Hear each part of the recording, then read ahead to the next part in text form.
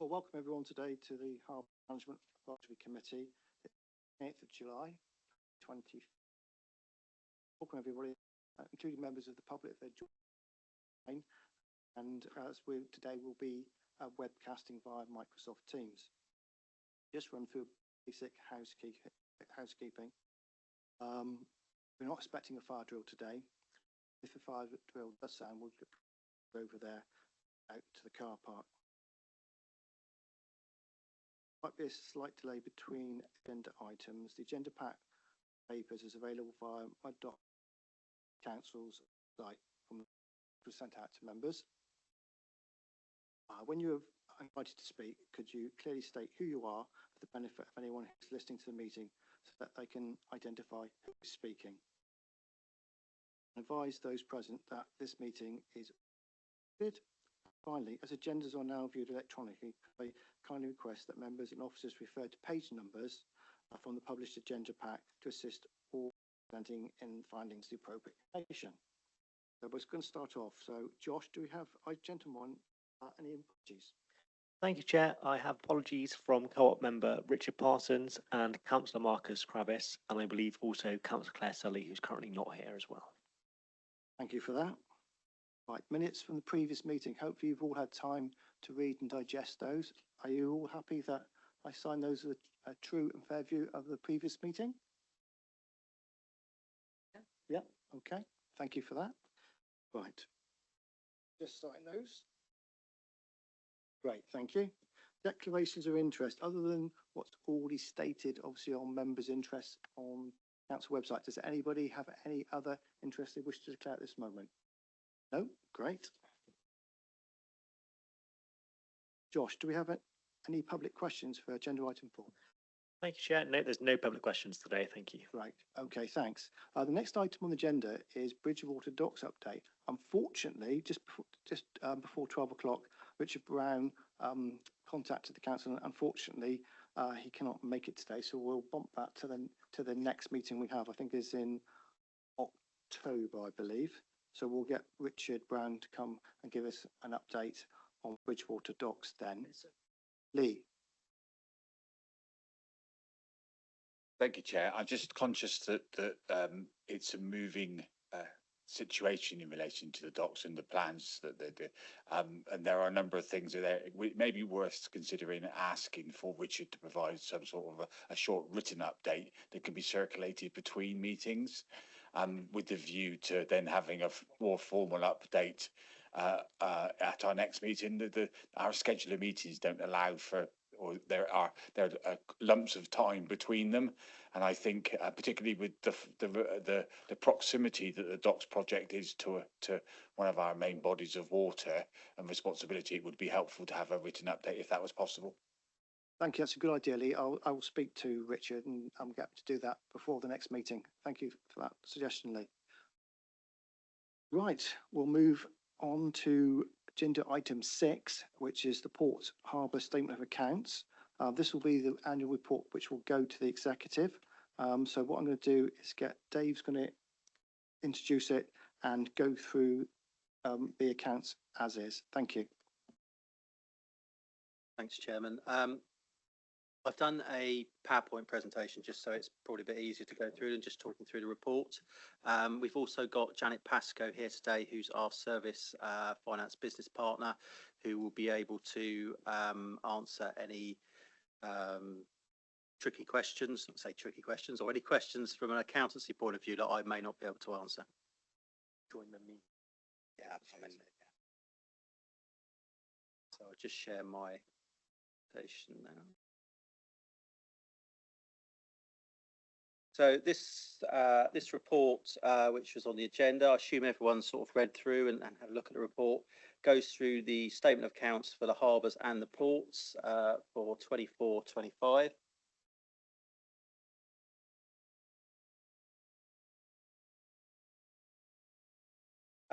So presents the statements of accounts and the out-term report, so how much money we've spent, how much money is left in the budget, if there are any overspends or underspends and so forth. The recommendations of the report are for members to, members are recommended to approve the draft statement of accounts, and then I understand these will then go on to the executive for final sign off.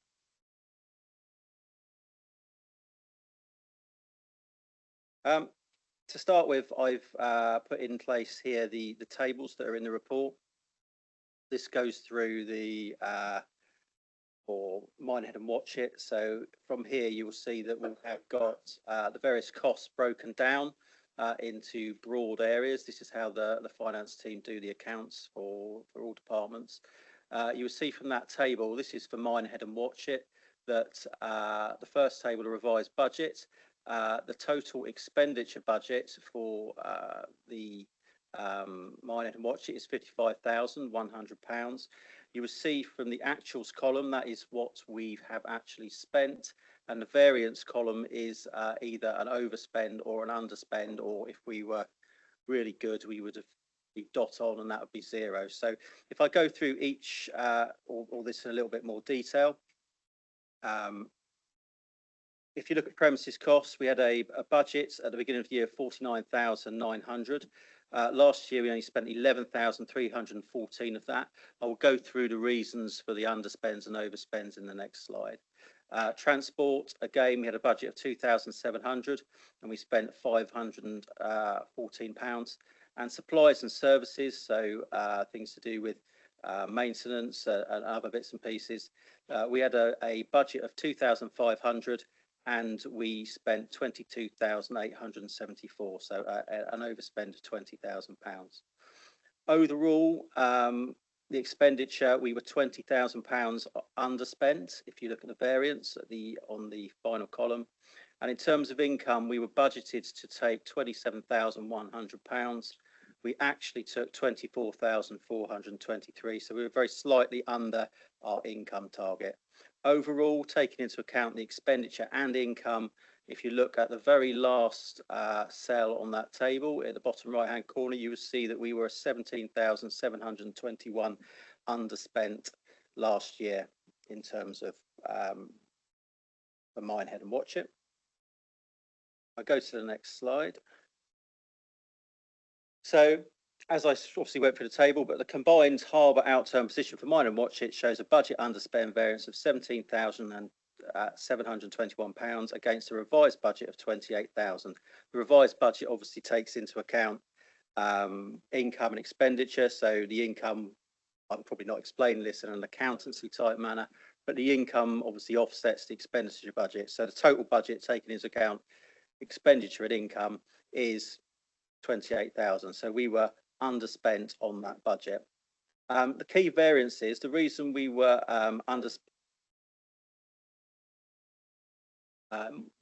might be easier at the end. So key variances, so premises costs, we were again underspent on that, and that was because of we postponed the dredging at Watch It, and that was postponed until this year. That is Jessica will go through that in a minute in her item that is underway at the moment. The reason for delaying that dredging was because of the issues around the marina operator, and they were changing marina operators a lot through last year. That process took a while to complete, and it didn't seem it wasn't it wouldn't have been a cost, I suppose, value for money option to dredge last year if they weren't dredging, because it would just as soon as they opened the gates there, a lot of their stuff would come into where we were into the bit we dredged. So it wasn't felt value for money to dredge. However, like I say, that is underway at the moment. Supplies and services, we were overspent on that, and that was because of legal costs for the Watch It Marina lease transfer. That was a one-off cost that came in, so that we won't suffer that cost in future years. And again, just as I said earlier, the income was slightly under budget for Watch It and Minehead. Port of Bridgewater financial summary. So same table, same way of presenting the information. So if we look at the first line on that, the employee costs, so the budget for that is £175,400. That includes staff costs, things like pensions, national insurance, and so forth. The actual spend for employee costs was 24,807, with a variance of 49,407. There is a reason for that, and I'll go through that in the next slide. Premises costs, again, we had a budget of 15,300. We actually spent 45,000 and a variance of overspend of 29,782. Again, there are reasons for that, which I can outline in the next slide. Transportation costs were underspent, and supplies and services, again, were slightly were overspent by 57,000. And again, there are reasons for that outlined in the next slide. Expenditure, you will see what I've talked about there summarised in the expenditure column. So overall, we're £130,000 overspent. In terms of income, however, the income last year, we were budgeted to take £148,000 of income. We actually took £523,000, which gave us a surplus or positive variance, I suppose, of £375,000. So again, if you look at the column at the bottom right-hand corner of that table, the one that says 244,565, that is effectively under budget, I suppose, or additional income. So we haven't overspent, we are under budget by £244,000. I'll just go through the reasons for some of these underspends and overspends. Again, that first bit just gives you a summary of where we are. In terms of employee costs, the reason for the £49,000 overspend, that is because of we have to use casual pilots, or partly because we have to use casual pilots. So when we have shipping coming in, we have to employ pilots to do that work, and they obviously charge us for that work. That is offset though by the additional income. So the pilots are only paid when we have shipping coming in, and obviously when shipping comes in, we're generating income. So those costs are offset, as you saw earlier in where we have gone over our income budget and generated a lot more income. Premises and services costs, we had an overspend there, and again that was EDF related. A lot of that, we had dredging, which we undertake certain dredging on behalf of EDF, and we recharge them for that. We have additional insurance costs, and we have that is externally funded, some of those additional costs by EDF because of the higher risk from their port operations. So a vast majority of that was funded from external sources, either via recharging EDF for the dredging work we do at their terminal, or because of the part of a funding agreement we have where they pay for elements of our insurance cover. The income, again, at the bottom was £375,000 above target, which again, like I said, offsets those employee costs and obviously those costs we incurred for dredging for EDF and insurance and so forth. Let's go to the next slide. Capital budgets. We do have some capital budgets for this year. So in ports and harbours, we have £70,000, and that is for undertaking various maintenance works to do with replacing things like ladders, fenders, and other infrastructure within those harbour areas. Jessica is working at the moment to get quotes, etc., to try to get some of that work started. We have a capital bid of £30,000 for navigation aids and something called the Brew Beacon, which is a navigation aid to do work there to to repair things and upgrade, etc. And we also have £30,000 to do some dredging at the entrance to the River Brew in the Port of Bridgewater, and that's Jess will probably explain it in more technical detail than me. That is where we moor the pilot boats down at the sailing club. There is an area there that is becoming silted up, so we have some money to try to dredge some of that to create a better channel, so to allow the pilot boat to come out, or to make sure it doesn't silt up to the point where we can't get the pilot boat out. So in terms of risks and financial implications, overall it's a favourable outturn for 24-25. I think I put the wrong date on that point of the power slide. That should say 24-25. In terms of risks, you'll see in the report there is a risk rating area there. For 24-25, I rated it as low risk on the basis that we had a large surplus of income and we had underspends in both the harbours and the ports. I've put just a flag, I suppose, and just to put things in perspective, I've risk scored the future, obviously, as 9, which is a medium risk. And the reason for that is ports can be very expensive to run if you have infrastructure costs, if you have things go wrong. The bills for putting things right are quite high. So there is always a risk that we could get a large bill at some point, which would go over budget, because we have got quite small budgets in the ports. And also the fact that income is variable, particularly in the Port of Bridgewater, where we are doing shipping for EDF. Obviously, if that, for any reason, a delay in the project, that can delay the amount of shipping that we get in, which will reduce our income. And obviously, long term, the EDF project at some point will be complete, in which case that will affect our budget. So that is really just to flag that up so that people put it into perspective. Yes, we did very well last year, but that may not carry on forever. And that is it. I don't know if anyone's got any questions. Thank you, Dave. That's great. Very comprehensive, and you explained it and I understood it all. So that's very good. Thank you. Thank you very much. Thank you. I'll go to Councillor Hadley first and then over to Neil. Thank you, Chair. A couple of questions. I've always been led to believe that ports and harbours can't sustain themselves and they always make a loss. So to actually be told that all 3 ports and harbours are actually in a surplus, I'm quite amazed, but happy. It's different. With the money that we are underspent, is that being kept and being carried forward to the next years? Obviously, because the dredging didn't happen this year, the money's still going to be needed. What we don't want to do is come into next year's budget and go overspend because we didn't spend the money this year.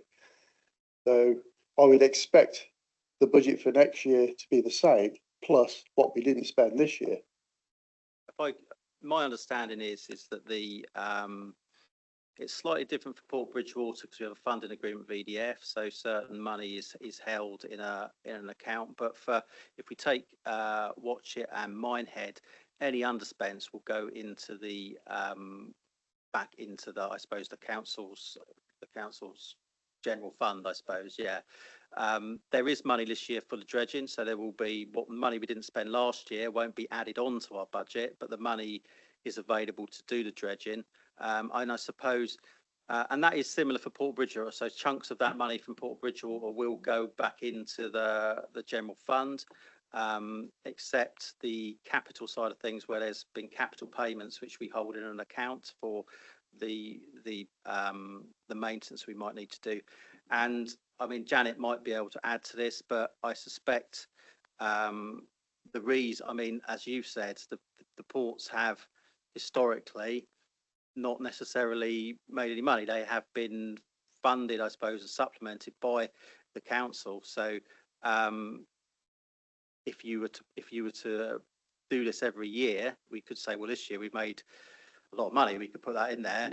That would be in subsequent years. Would you want the council, I suppose, to fund any underspends, if you see what I mean? So I may not have explained that correctly, but I don't know if Janet, if you wanted to add anything into that.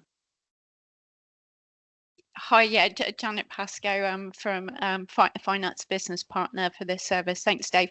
Yeah, I think you explained it really well. So please take heart from that.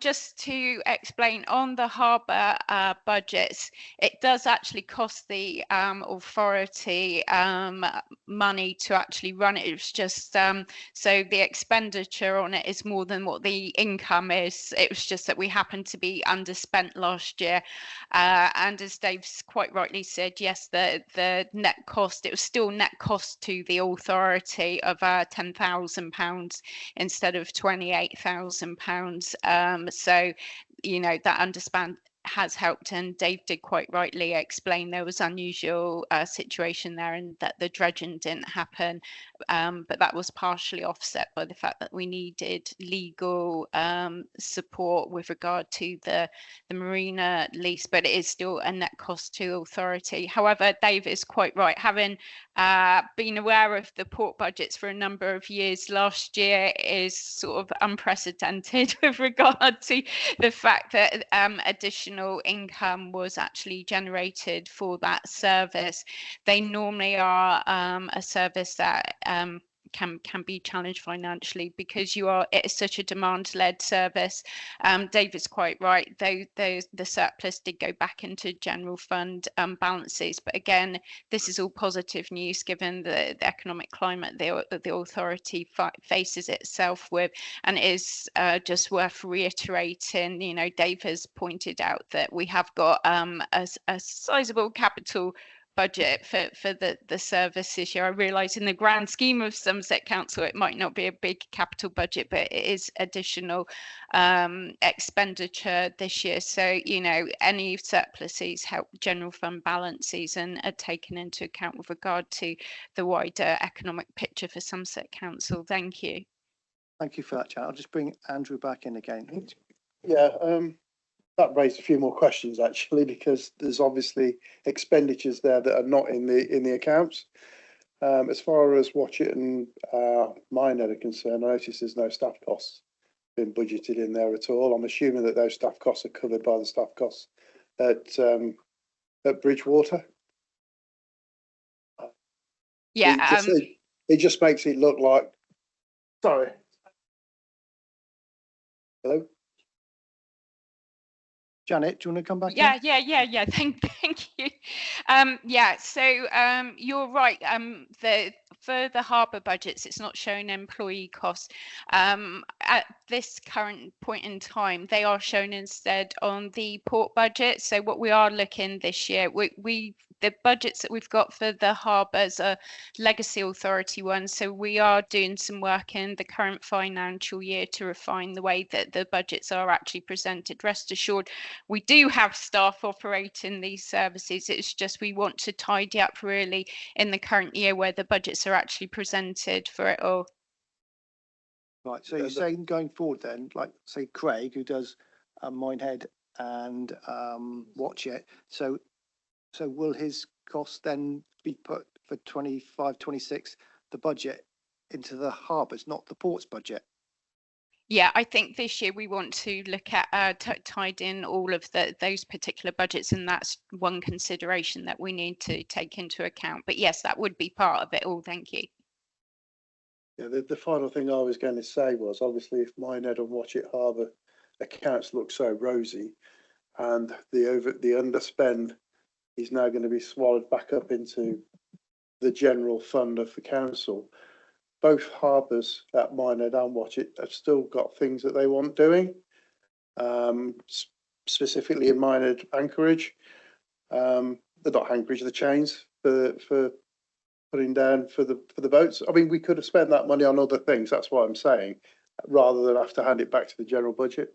What we could do, Andrew, is that obviously part of the recommendation is the annual report to the executive. What we can do if we want to make any recommendations ourselves to the executive, for example, if there's like an underspend, instead of going back to the general reserves, it could go to an earmark reserves for the harbours in terms of either could be towards capital, because obviously capital is normally the big cost in the future. If you have a major cost that's hundreds of thousands of pounds, then it's quite a lot on an ask for the council to find it. But if they've got an underspend and they can use that money as an earmark reserves, that could be something we could do. Andrew. Janet wants to come back. Janet. Thank you. Yes, I think that is something that has been considered when this report was being pulled together.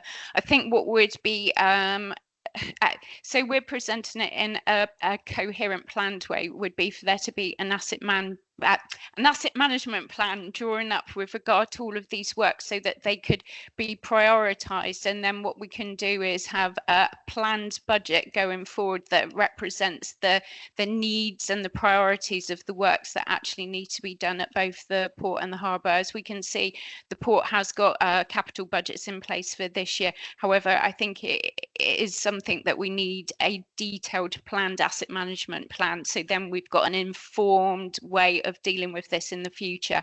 And I think that's something that would be very good to have. I'm not sure how Dave might want to add more onto that particular aspect. Dave, can I bring you on that point? Yeah, I was just going to say Management plan.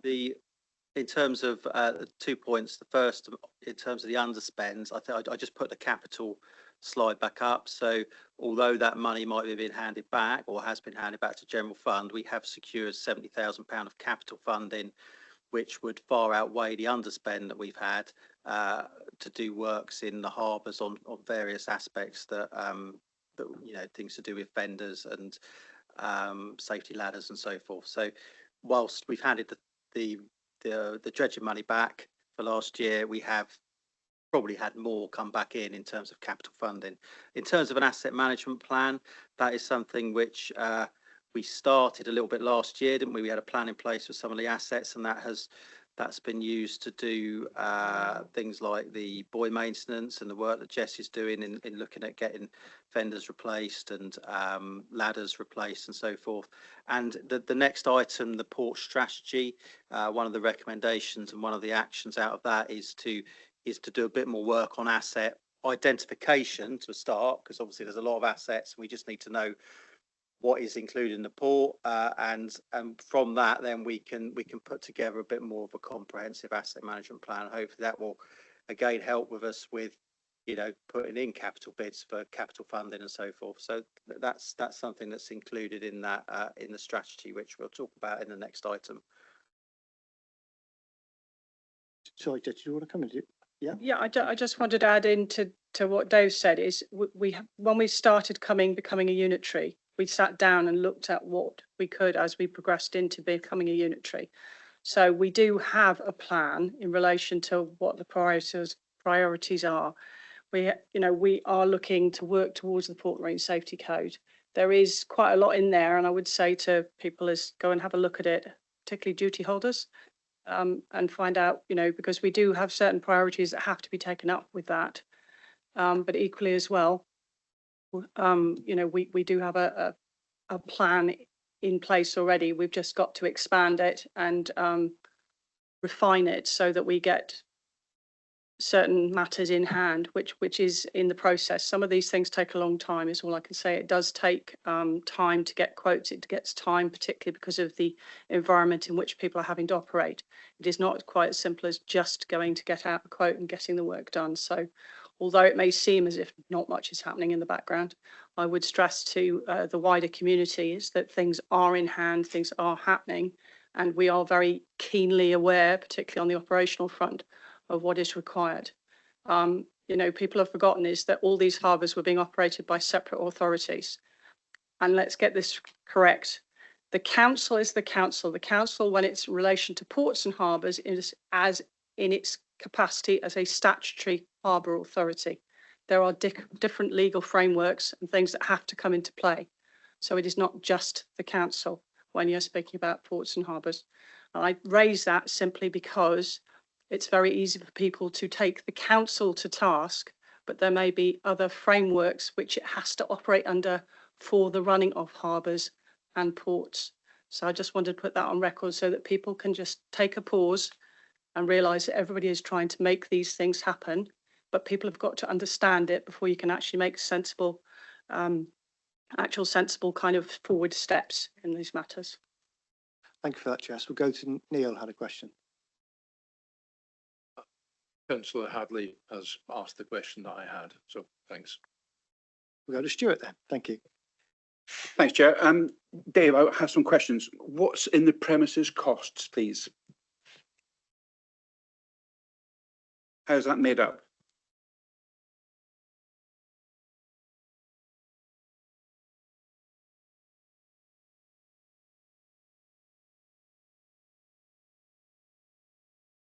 So that will be stuff to do with maintenance and repair, dredging, and that's generally what it covers.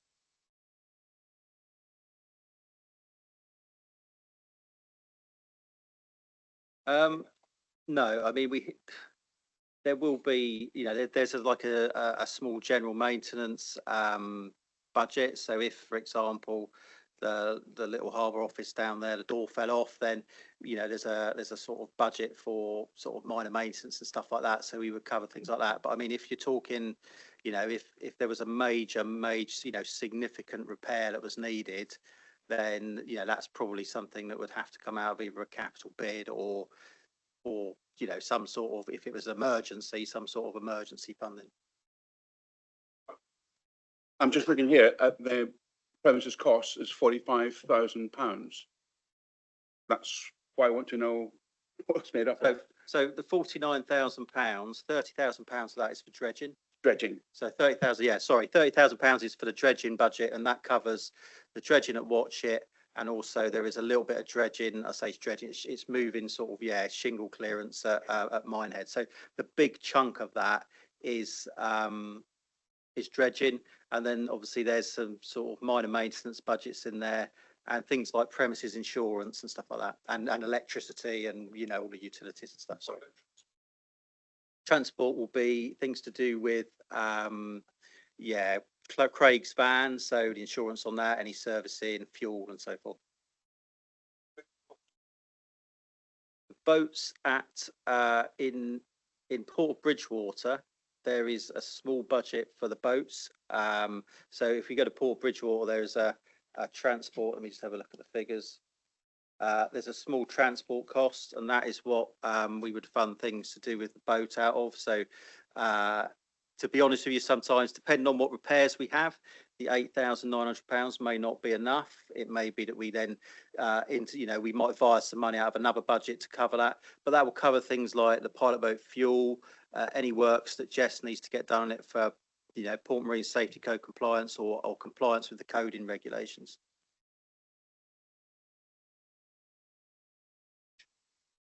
Yeah. I think that was about £18,000 roughly. That money went for legal. I didn't deal with the watch lease. My understanding is that went for legal fees and things like, I don't know, there must be fees to the land registry for stopping things over. I think there was quite a bit of legal advice needed to make sure, because it wasn't just I don't fully understand how it worked, but it wasn't it wasn't us just selling it to someone else. It was someone else transferring it to someone else. So yeah. So. I understand that it's not a huge income. There probably is in there. I don't know. I didn't do the lease agreement. It wasn't something that was handled by my team. It was done by someone else. We obviously look at the operational side of things to do with that. Yeah.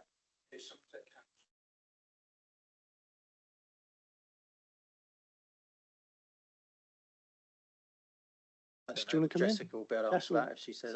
My understanding is that there shouldn't be any maintenance costs for us because it's part of the lease. Sorry. Oh, sorry. In relation to that, it's just where the boundaries are and how specific the boundaries are in the lease, because some of the internal wall is the actual boundary on the new lease is actually inside of that inner wall, which would presumably mean, but we have a good working relationship with the marina. So when it comes to the actual infrastructure, we would work with them to determine. That's certainly how it looks from my limited view of the new lease.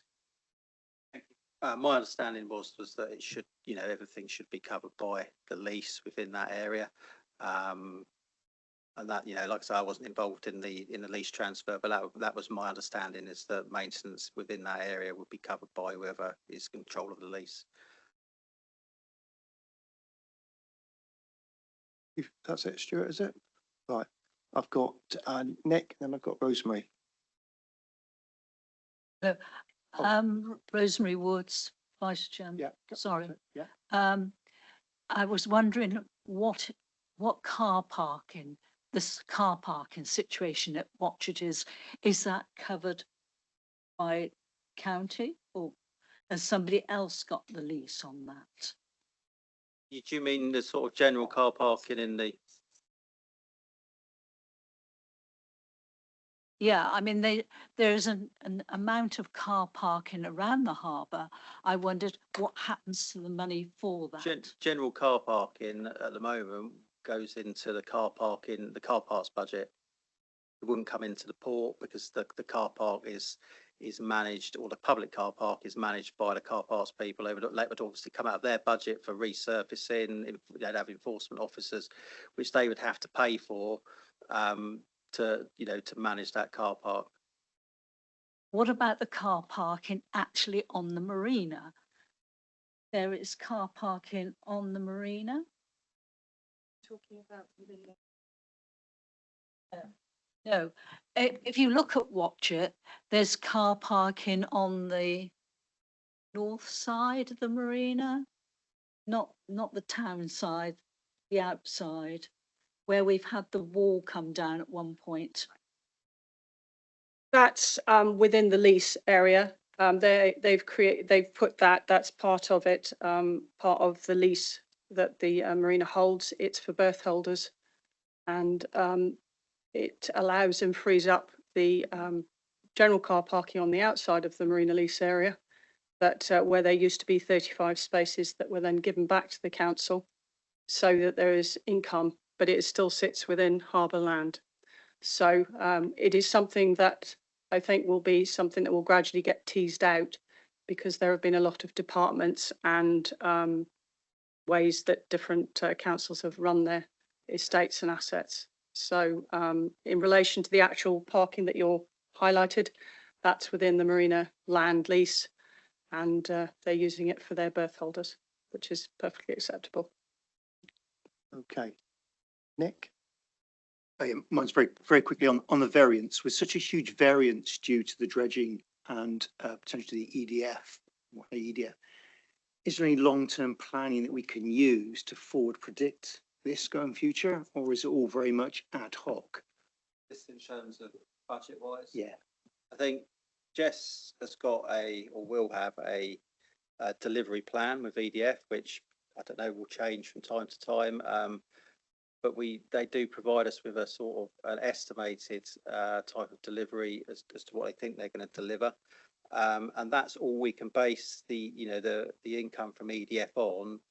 Would be that. We also have a funding agreement with them, which is linked to that as well. So it is possible to predict it to a certain extent, but again, if there's a delay in the project, or if they change the sequence of the project, then that may change. So, we can never 100% predict it and say we are definitely going to get next year this amount until the end of the project, because people have probably seen from the EDF project that it has taken, elements of it have taken longer probably than they anticipated.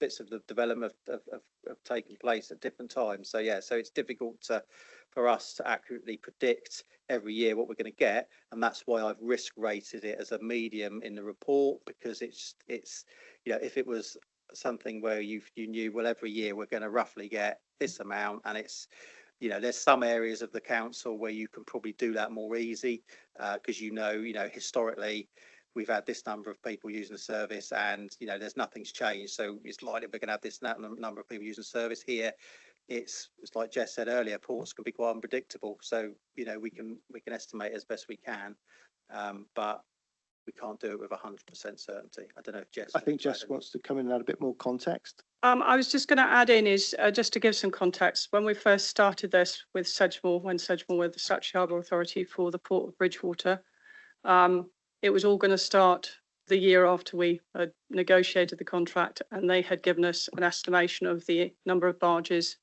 and items that would come through the port. 4 years later, we still didn't have remotely what was happening. Now, that probably didn't help them, but the long-term effect of that is that we now have an uplift. We've had some other issues in relation to pilots going unexpectedly, having to retrain pilots, which means we've got additional overheads.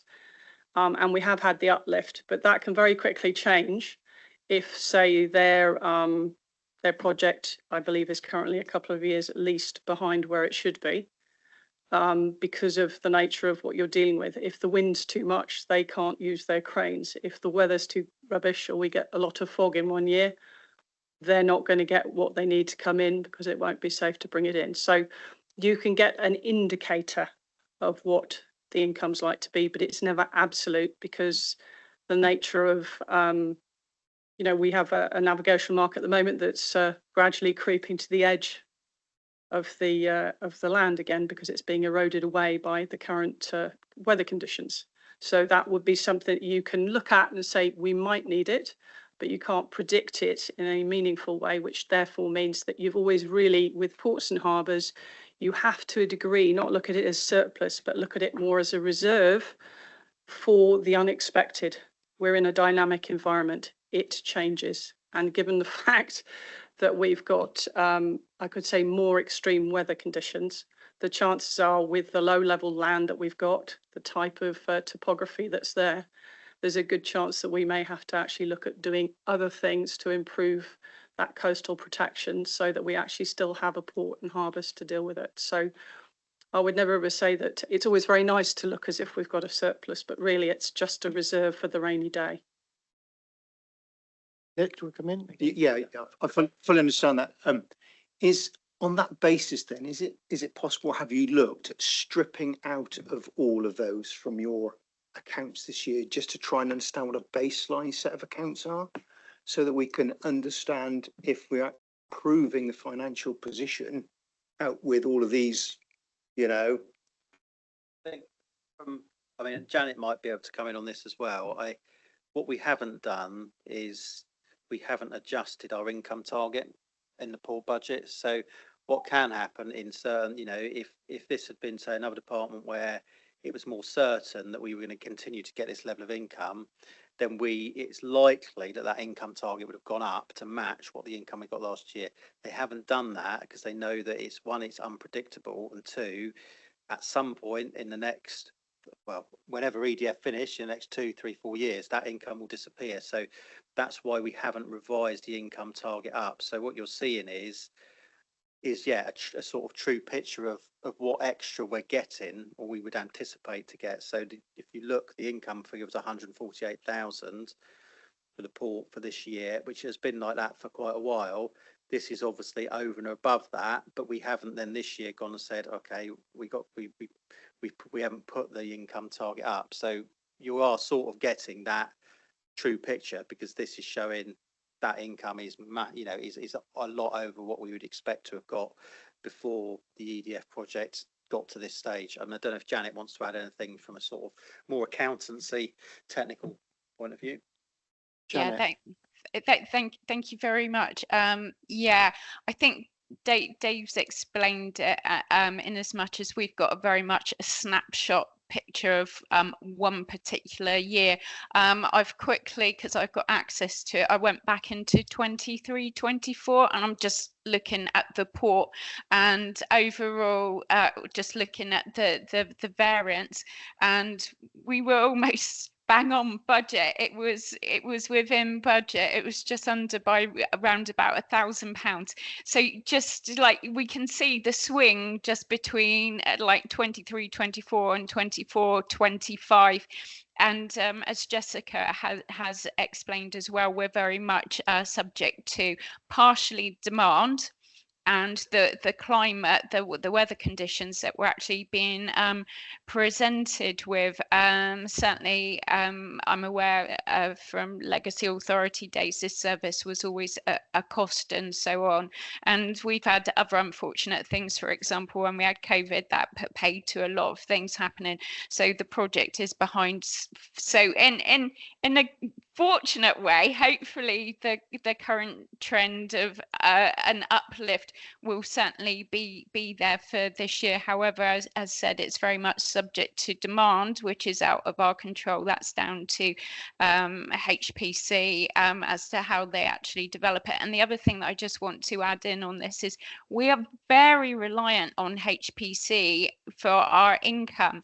You know, they are more or less the sole customer that we've got. I just did a quick analysis of income from other sources, and it was like, of that figure, less than £20,000 was from other customers. So it is great that we're getting that income, but on the other hand, it is a huge risk in as much as being able to say, you know, once this Hinkley Point development is completed, the trading activity will come back down to what is sort of a business as usual without this huge construction project. So yeah, just to summarize that, you know, last year we did get more income, but other years, no, we haven't. This is just one particular snapshot. Unfortunately, it's a positive snapshot.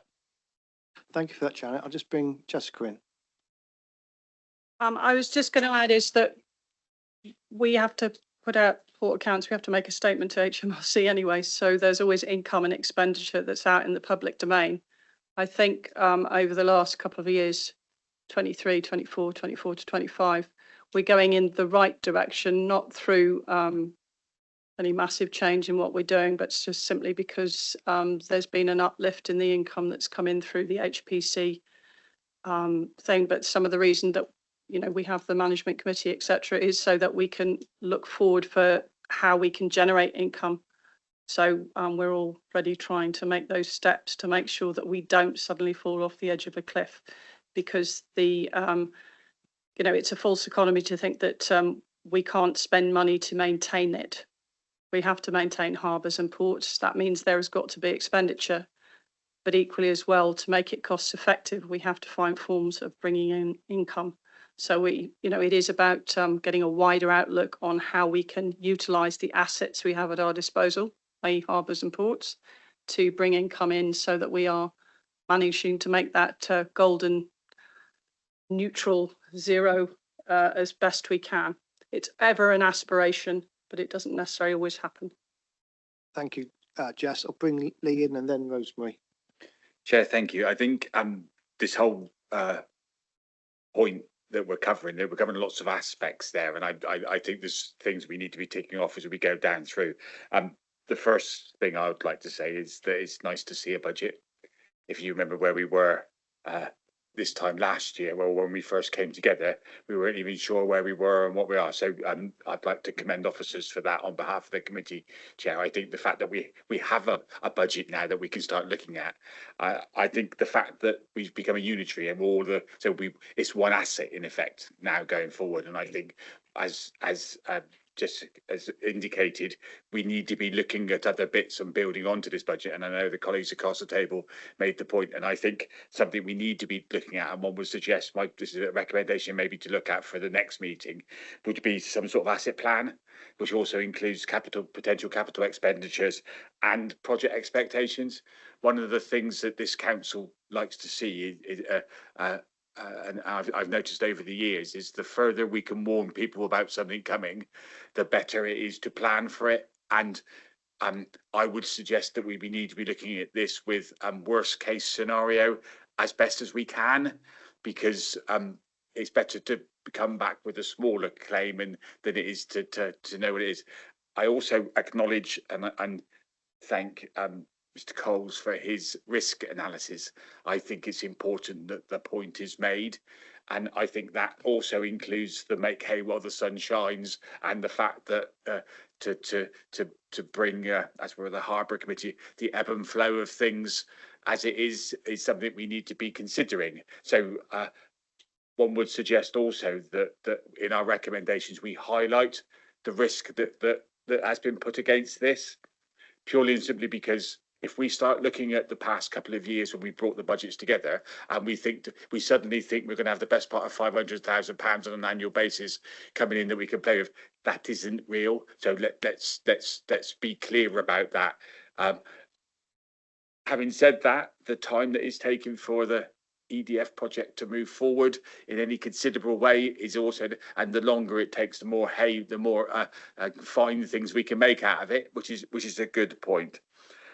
So chairs, yeah, so I'd think it's important that we make a couple of recommendations. The fact that asset and project management is one that we need to be looking at.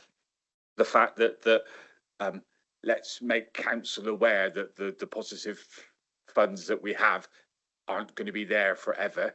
And I think that's an important, and particularly by highlighting the risk analysis that the officer has kindly put into that. I think that's a good point. But failing that, the fact that we've had a good turnover is a good thing. The fact that we will be able to break down further, as one of our independent members has highlighted, break down those costs a little bit more. But I think I commend the report, and I'm happy to propose that we accept it with some recommendations attached to it, Chair, if you're happy to. Yes, thank you. I think going forward, this asset plan is going to be key in terms of all the ports and the harbours. And I would have thought that obviously we're going to, the next item, we're looking at the strategy. So I know this is the strategy document which will go to the executive, but then after the strategy, it's going to be the business plan. So I would have thought that part of the business plan, there will be an asset plan in terms of what we need to do in terms of maintenance, major projects going forward for them, because our business plan, I assume, is going to, I think it's 10 years, Stuart, will it be 10 years? Yeah, 10 years. So we need to articulate into that asset plan what Jessica would like, a wish list maybe, of what needs to happen within the ports and harbours. We build the asset plan, and what we do with that asset plan will form part of the business plan, and part of the business part will form the financial plan, and the financial plan will be for 26-27, which is our next financial year. So if there's any asks in the next financial year, we can build it in, but it will be for the 3, 5 and 10 years. So I think that's the way forward we will go. So we need to, when we do the business plan, it will actually structure what we want to do as a harbour authority going forward. So I totally agree with what Lee said, and we'll put that into some sort of white words, Josh, to go to the executive. Are you happy with that? Okay. Well, Bowsby, I think, was going to be next, wasn't it? Yeah. I just wanted to ask the question about Dumble Wharf. Is there any forward plans for Dumble Wharf, or are we just leaving it to, I don't know, help fate to find out? Or have we got any positives we can put forward for Dumble Wharf? Because at the moment it's not being used to its capacity. But there might be capacity there. And also we've got a cake into how EDF, eventually they'll pay rates, and that'll be considerable. Right, I think Jessica's the best person to answer that. Dumble Wharf, there, you have to be a bit more specific. There is Dumble Wharf, which covers the aggregate and the general wharf, and then there is Bibby's Wharf, which is also up in the Dumble area. So I think the one that you're referring to is probably Dumble Wharf, so the aggregate wharf, yeah. And where the general plastics is. There is infinite capacity there. It's been highlighted for some years in a variety of forms. It is a question of either buying it or you lease it. If you want to have waterfront access, we did do a port feasibility study when Sedgemoor were the statutory harbour authority, which highlighted precisely that. There has been some interest in some external parties looking at potentially using it, whether that will lead to anything else. But currently it is owned privately. And unless that changes, it's going to be a question of we either take the lease up or you go and make an offer to the gentleman. But then you obviously have to realise that there will be incurring costs of future maintenance of said berth, and you have to make it work by bringing in the shipping. We do get some periodic traffic up there. We have used it for Van Ord, use it most years to launch, to go and do the annual dredge up in the Tone and the upper reaches of the Parrett. We have the National Grid using it for transformers. We've had jack-up barges go through there for the barrier because obviously we run out of water if we don't get far enough up. Dumble's quite a handy spot to stop. But yeah, the answer is it is still there. It still has the capacity, particularly if you consider that you've got the gravity project.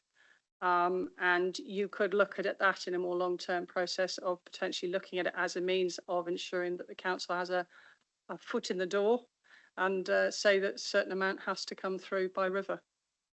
Then you're taking it off the road and there is no infrastructure that it has to get past to get up to the Puriton site from with all those improvements at junction 23, which we all love. You know, it'll make it quite an easy sell. But yes, so the answer is it's already been on the radar. It's continuing to be on the radar, and I would love it if we had more shipping and we actually had a water frontage that we could actually manage. Lee, yeah. We need to be careful we don't get caught up in our next item agenda. Because that will form part of our business plan, surely. Absolutely, yeah, it will do, yeah. Okay, so I think what we should do now, we'd like straying into the next item agenda, is that the recommendations that the Harbour Management Advisory Committee agrees approve the statement of accounts. So I'd like to see anyone like to propose that we agree this. Lee, and seconder? I'll second it then. Okay, so it's Lee proposed and I seconded. Right, so we'll go, without further ado, we'll go on to, oh yeah, we need a vote. Sorry, let's vote, yes. Democracy and all that, great. Is that Claire, is that a vote? Claire was late. Oh, she's late. Oh, so she can't. Oh, right, I see. Okay, no problem. Right. Before we get into agenda item 7, I'd just like to say my big thanks to our independent members who have spent many hours working out this strategy for the last sort of year or so. They've done a tremendous amount of work and a great detailed amount of work on both the two harbours and the Port of Bridgewater to produce this strategy document. So I just want to put it on record for myself and the council. A big thank you. Thank you very much. So thank you. So I'll hand over to Dave, who's going to introduce the item. Thank you. Thanks, Chair. And I just wanted to echo that and say, you know, thanks to the co-opted members who worked on this. It's you know, from reading it and going through it for the report we've had to do for this, it is a really good document, and I think it's going to give the harbours a direction, somewhere to, you know, something we can aim for, and hopefully tie up some of these issues where we've come together as a unitary and put the harbour, you know, put the harbour on a good footing, or you know, to work towards getting where we want to be. So I've done a presentation. I don't know whether it will do it as you know, whether I can do it justice in the time I've got and the information I've put in the presentation. I didn't include the presentation with the agenda pack because I just did it sort of, I wouldn't say the last minute, but I just thought it's probably easier to have a presentation than me just read through a report. So if we start off from here, so the purpose and recommendations of the report is to present the draft of the Harbour Management Strategy for members of the Harbour Management Advisory Committee and to ask them to consider the document for endorsement before the strategy is recommended to the executive for approval. So you guys or the committee here can endorse the strategy and then it has to go to the executive for final approval and adoption due to the constitution of how these various committees work. The report has 2 recommendations. I put 2 in there on the basis that it might be that people want amendments to the strategy. So the first one is that the strategy is endorsed as presented as Appendix A with no amendments, or to endorse the harbour strategy presented as Appendix A with some amendments. It may be that members have read it and thought actually we want to add something in or take something out or add some wording in and so forth. So it just gives you guys the scope to be able to do that before we take it to the executive for approval. So the strategy is a comprehensive document. It's for both the harbours and the port area, so the Port Bridgewater, and it's a 10-year strategy from 2025 to 2035, and it should give us that, you know, that longer term planning rather than sort of going from year to year, trying to sort of make plans. Something like the port the strategies identified really, which is the right thing to do, that we need a longer term approach, because certain things, maybe for example, if we want to do infrastructure investment or there's repairs that need to be done, as Jessica said, some things can't be done straight away, but for whatever reason, due to complexities or quotes and tenders, and some of it may be down to budgets that actually we want to do something, but we haven't got the budget and we need to identify external funding. So the idea is that it takes a more longer term view. We can plan our way forward, and links into what the chairman was saying about and some of the members were saying about asset planning and so forth. As we said earlier, it's been developed by the Harbour Management Advisory Committee cooperative members, and they've done a really good job. And I've been in contact with Stuart on emails in putting this report together. So again, just to thank those involved in doing it and getting this in place. As I said earlier, it covers Minehead, Watchet and Port Bridgewater, and it will provide a 10-year strategic framework for sustainable development and governance. So we want to make sure that what we're doing is sustainable, and that to protect the ports and harbours for the future, for future generations, and to try and weather any storms that might be coming in terms of economically or climate change and so forth. It has a number of strategic goals, and I'll just go through these briefly. So the first one is that a safe and high quality infrastructure. So this goes back to what we were talking about in terms of asset surveys. And we want to try and maintain and where possible improve harbour facilities. Is there things that we think we need to do? Is there things that would be improve the facility for customers and port users? Is there stuff that we need to do for insurance to ensure compliance with the Port Marine Safety Code, and also to invest in staff training and things like safety systems? So it's looking at trying to make sure that we're doing improvements.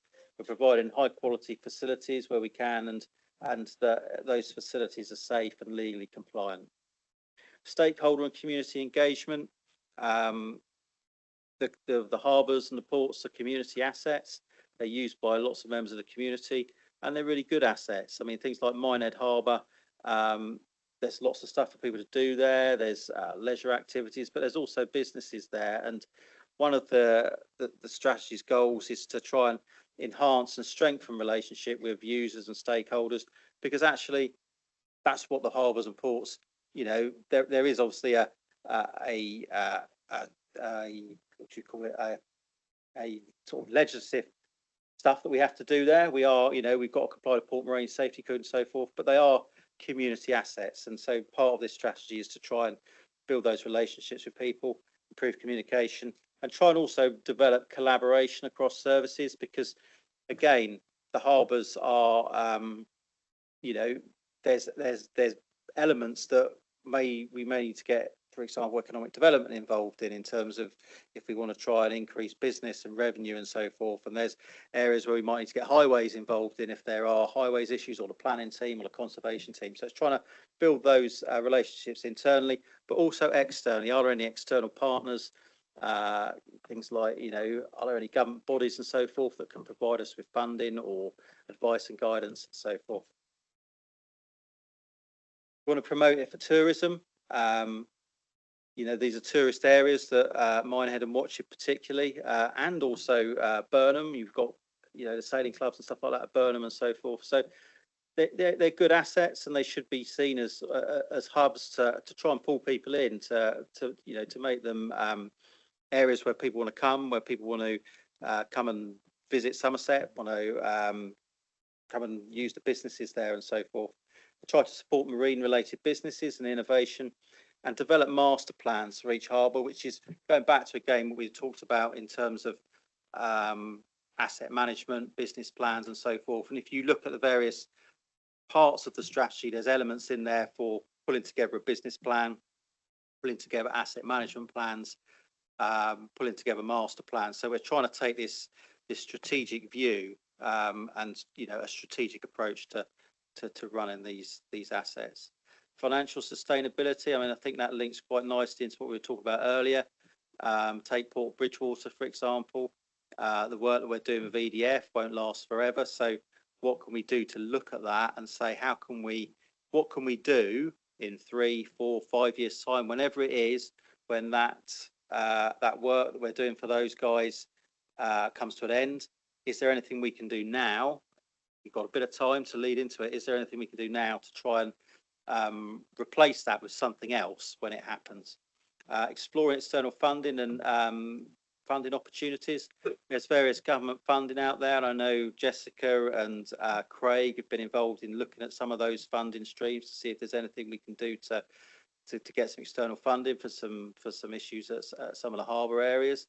So looking at that in a more strategic manner. Is there, and linking into our external partners and internal partners, is there anything that we can do to bring in some external funding and so forth? And again, back to developing business plans and performance indicators. What are we going to judge ourselves against? What are we going to judge ourselves against to show how we're improving, how we're implementing the strategy? The harbours and so forth, they're great cultural assets. There's a lot of history with the harbours. You take Minehead and Watchet. Quite a few years ago, they were very, very busy ports. Very small ports compared with what we've got. You see it, say, Avonmouth and places like that now, but they had a lot of trade going through them. There's some historic interest in there. So what can we link into that? Is there anything that we can use again to promote the harbours? Things like filming. I know at the moment there is a department within the council, or within one of the teams, there is someone that does some work on trying to promote areas for filming. So it's whether we can, and I think they have got some web pages for Watchet and Minehead there. So it's things like that, promoting people coming down here. If we get some filming done, one, that generates a little bit of revenue for the council, and two, it puts it showcases the areas to people that might not necessarily come down here or thought coming down to visit in terms of a tourist type thing. And align development with community identity. So it's making sure that any development that happens down there, or as best we can, I mean, we know we don't make the decisions necessary on developments, but we will have the harbour master and this committee, I assume, will have input into potential development proposals and stuff down there, and making sure that that again, and that links back to stakeholder and community engagement, trying to using this strategy, this committee, the port staff, etc., to try to get that voice in terms of development and so forth, in maybe in planning decisions and so forth. Environment protection and climate action, so aligning with DEFRA policies, and also there is a climate change strategy for Somerset. I think this climate change is a big issue on the Somerset coast. I mean, you look at places like Blue Anchor and so forth, where we've had quite a lot of erosion and things like that. So I think this is also back to what Jessica was saying earlier about some of the infrastructure. We're getting a lot more extreme weather these days, so linking some of that into our planning, but also looking to see, what effect is that going to have? Working with our colleagues in things like the coastal protection, the sort of land drainage and coastal protection areas, to see whether there's anything that we need to be thinking about to protect these assets long term. Implementing sustainable waste and resource management, making sure that our waste contracts and so forth are what we need them to be. Are they meeting environmental targets? Are they are they the best contracts we can get financially, but also in terms of environmental aspects? Key initiatives. So leading from those goals, there's various key initiatives in there. If you look through the strategy, there's a series of tables that takes you through potential actions that can take with timeframes for them. So things like infrastructure projects, identify improvements where possible, Minehead and Watchet in Bridgewater. So is there anything that we could put in place down there that that would help fishermen or tourism or adaptation that would help people visit more? Again, at Bridgewater, is there anything that can be done there? Is there anything that we're looking at and we think, going back to our asset management plans, there's lots of infrastructure down there. Is there anything that we look at and think, well, actually, we need to think about preventative maintenance on that in the next, 2 to 3 years? Can we, is there anything we can pre-plan ahead for? So it's identify improves. And I say where possible because I think it goes back to our back to what we were talking about earlier in terms of budgets. There's probably all sorts of things we'd like to do, but we might not be able to do everything because it will come down to cost and the feasibility of having that funding to be able to do it. But that's again what the strategy is about, isn't it? It's about taking a strategic approach to things like that. Environmental management, dredging, making sure we're doing our dredging, waste reduction, habitat protection. So is there anything that we need to do in terms of protecting habitats, or is there anything we need to input into any planning processes in terms of, for example, Jessica's knowledge of the marine and this, members of this committee's knowledge of the marine environment, could be or will be important to input into various planning and development opportunities that might take place in these areas at places like Burnham and so forth. Marketing promotion. So again, is there a way we can market the harbours and ports better? Things like the website. Is there any, tourism and stuff like that? But also for Port Bridgewater, there are assets there. There are assets, although we don't own them. There are assets at Dunball.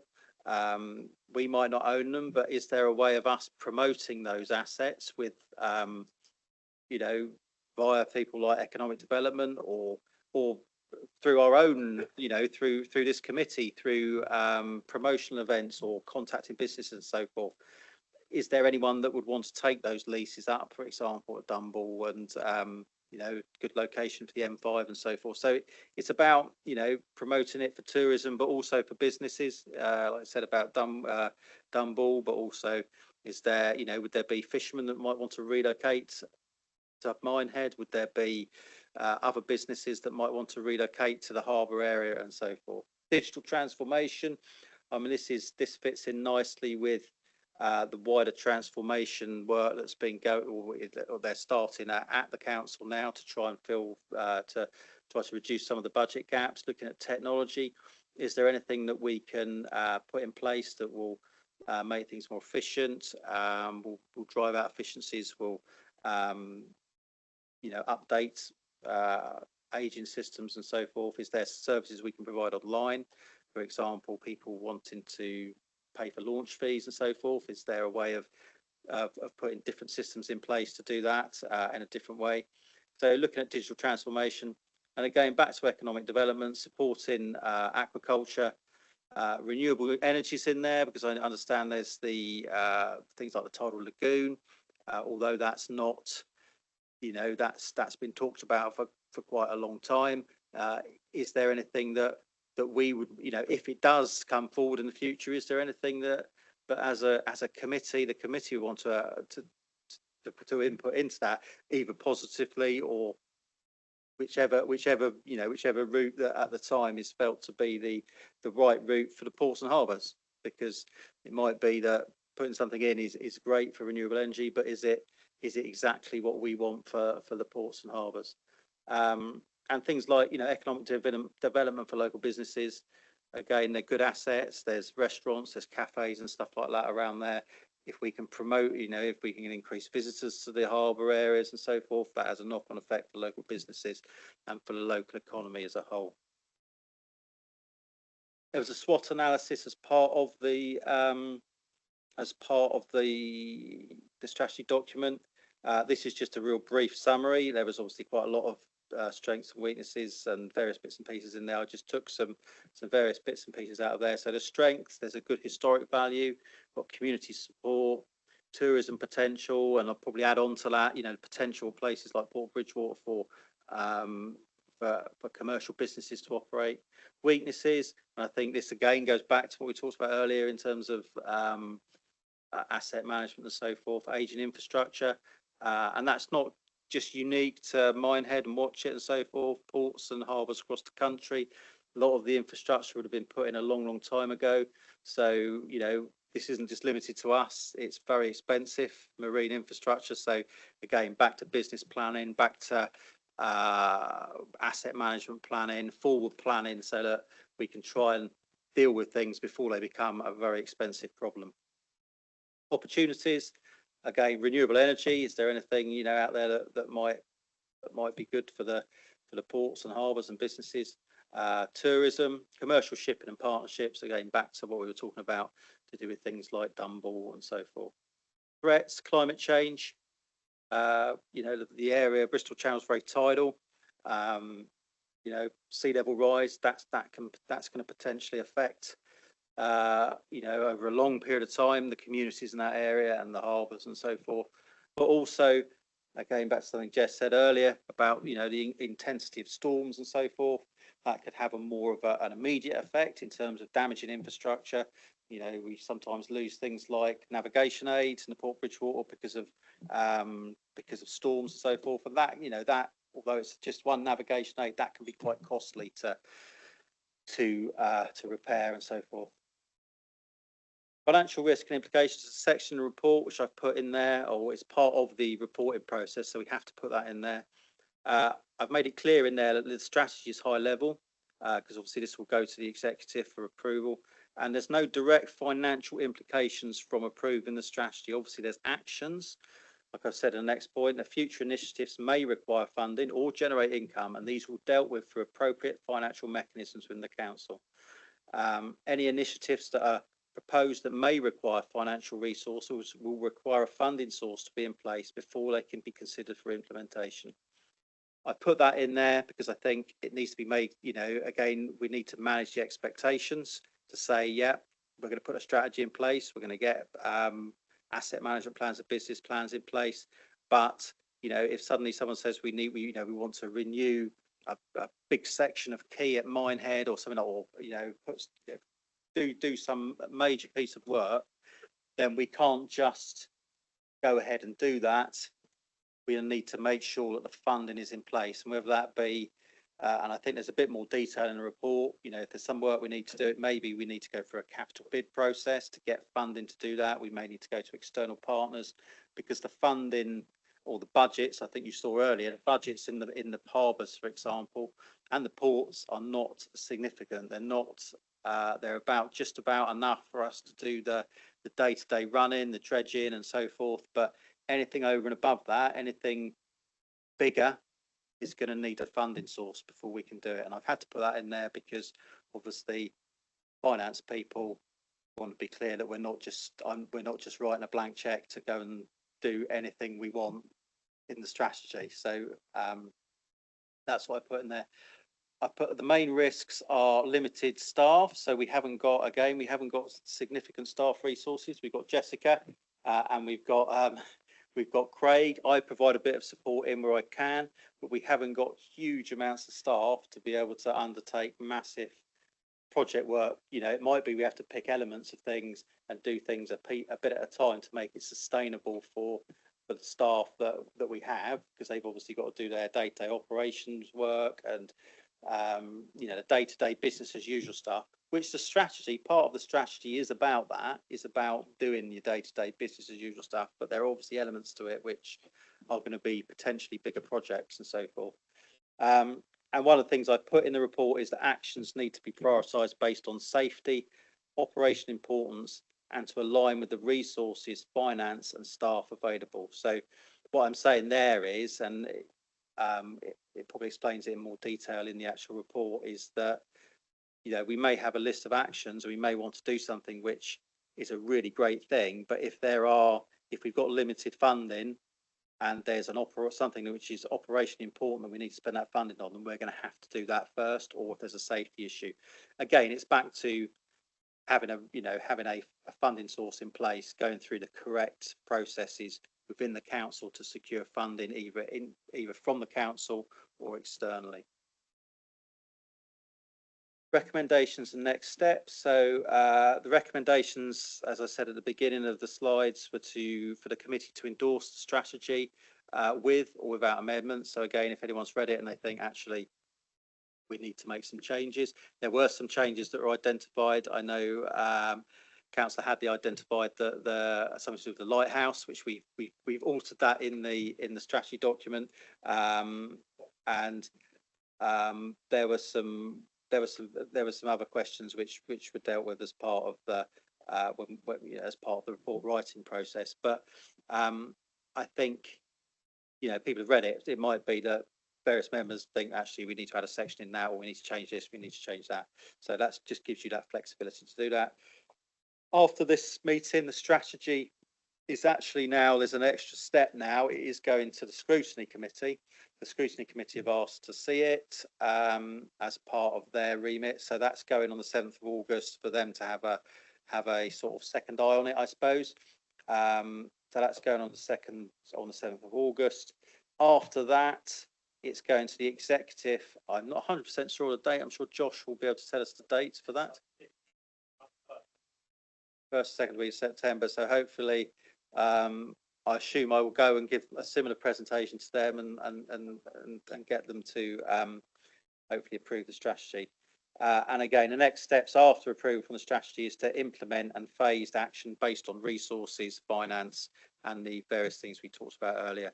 The strategy is to be reviewed annually by the Harbour Management Advisory Committee. So it's a live document, it's a working document.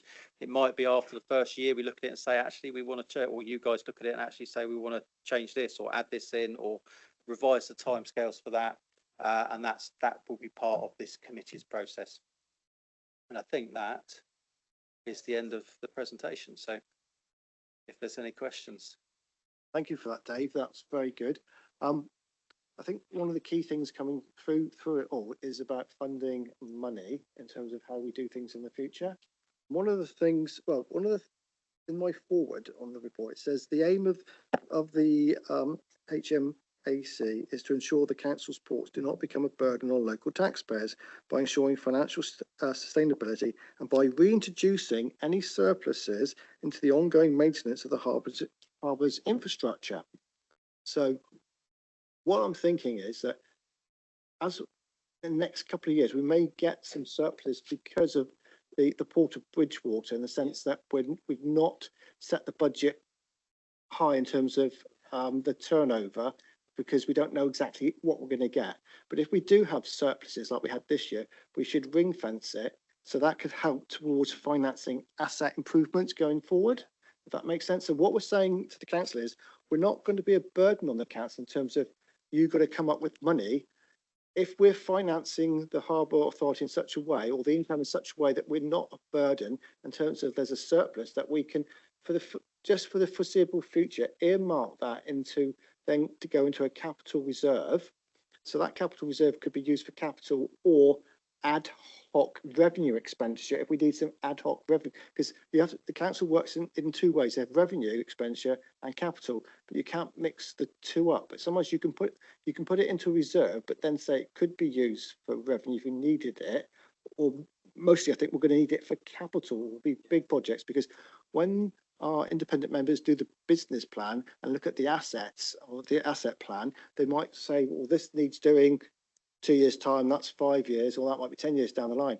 But anything we're going to do is going to cost money, and where we're going to finance it for. But if we could be self-sustaining in terms of we could pay for it ourselves, I think that we should express that to the executive to get them to agree that we're not asking for them for the money. We're actually saying, can we use our own money that we've actually generated? So I think might be Lee. Just on that point, what I will say is we need to be very careful with that. I fully support what you're saying, but we already made clear that the current surpluses are something that are only going to last for a very short time, and so just be careful. I know, that's why I know it's the short term. That's what I'm saying. But while we generate those, we can put them at the moment. Any surplus that's generated goes back into the general. It doesn't go back towards the harbour. It goes into the overall council's budget. It gets wiped and they start off again. I finish. Yeah, the point I was making is this is only a short term bit. So hypothetically, if we made that point now, that we keep what we make until and spend it how we want, what happens in 4 years' time when we have a bill for £200,000 and then the council come back to us and say, well, you wanted to your argument last time was that we keep what surplus we make. Now you have to find the surplus to pay for what you need. I under the way that the council works. I think with my position, I think Mr. Cole's made clear earlier, and the point is that any surplus goes back in, because previously we've never made any money. It just so happens that the circumstances we're in, we're making money, and the likelihood is in the medium term we aren't going to make any money. It's after the Hinckley contract, I believe, isn't it, Dave? Yeah, I think that's sort of, I think Janet sort of discussed it, didn't she? And I think, I mean, I'm not a you know, I'm obviously not a member of the finance team, so I can't really give you a definitive view on it, but I suspect they would say, yeah, you know, you've never made a surplus before. This is the first year I think any surplus has been made. The only surplus has been made at Mine and Watch It is because we didn't do the dredging. At Bridgewater, it's because of HPC work. So I think you've got to be, you know, you'd have to be careful about that. And but I think you would need to speak to someone in finance about that before. I don't think you can say that at this, you know, at this meeting. I think you'd need some sort of finance sort of advice on that. Well, yeah, and obviously to steer from the executive, if they want, from when the business plan's done, and it's going to, there'll be an ask on assets in terms of what you want to do in the future, then we'll have to ask them to fund it. But Jessica. I was just going to add is that it doesn't really matter whether we do or we don't. I think you'll find that in the legislation, also the Port Marine Safety Code, that quite often the funding for ports and harbours is considered, it has to be sort of ring fenced, it has to happen. So if we have resourcing that's required from a safety and operational point of view, the council will indeed have to find the money. And if it means, and that will then come into things like coastal protection, etc., because we obviously, that's part of coastal protection, etc. So it is something to be aware of. It is make hay while we shine, but at the same time, there is also the fact that going forward, the council, as in its capacity as a statutory harbour authority, has to resource the harbours and the ports so that I can safely operate them for future generations. Just bring Andrew in. We've got 7 million. Thank you, Chair. I know I brought this up once before, and actually I'm starting to come around to the idea that this is going to be so time limited that we'll probably get more out of the council than we get to keep for ourselves.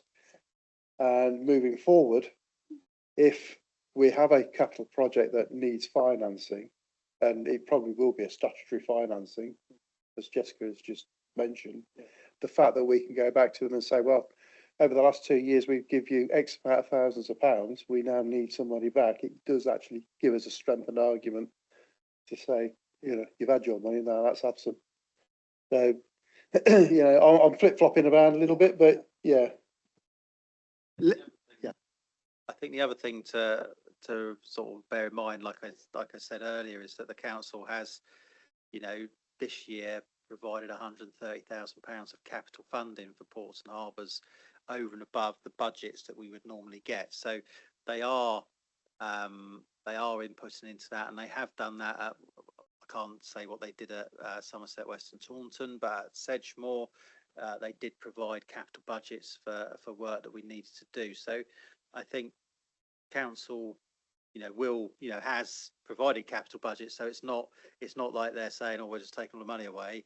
They you know, there is just, I think there's just a process. You know, we have to. This is what I was trying to say with the strategy. We've got to follow the financial processes to do it. And if we follow those financial processes and it's found that it's a project that they can support, then maybe we get capital funding for it. Because I think it's fair to say that each year, when they do the budgets, they do obviously the revenue budget and the capital budget. And if you do need capital, you put in a bid for your capital budget. So they will look at it. And if it's obviously it's like health and safety, you need to do it, you will get the money. That's a fair assessment, Dave. Yeah. Yeah.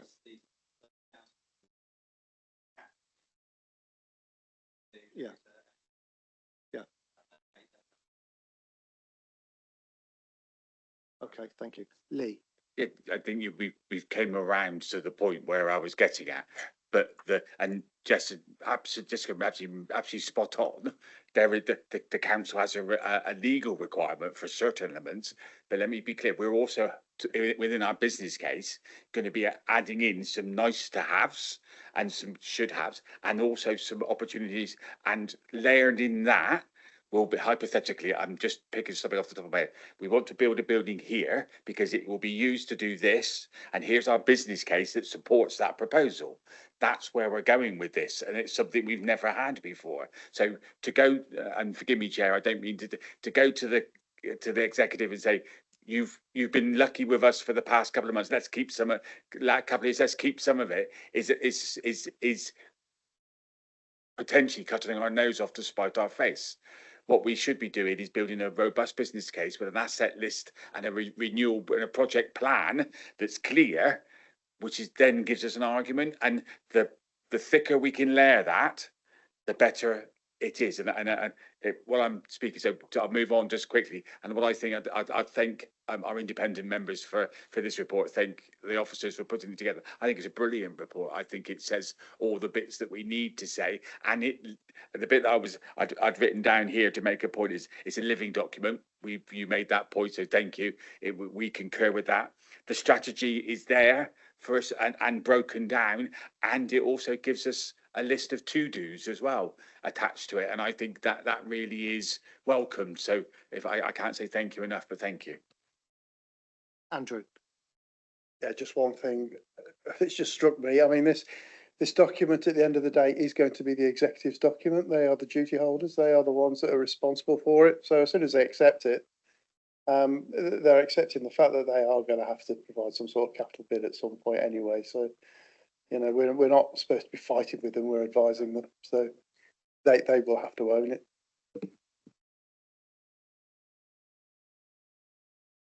Claire. Just a brief comment, really. Inspiring.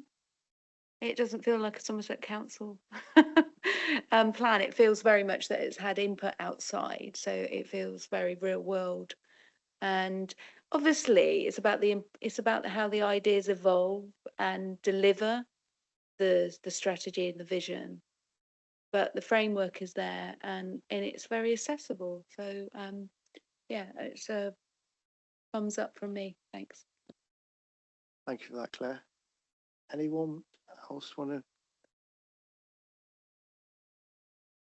Please, Lee. Thank you. And Andy seconding. Great. So the actual recommendation, there's two.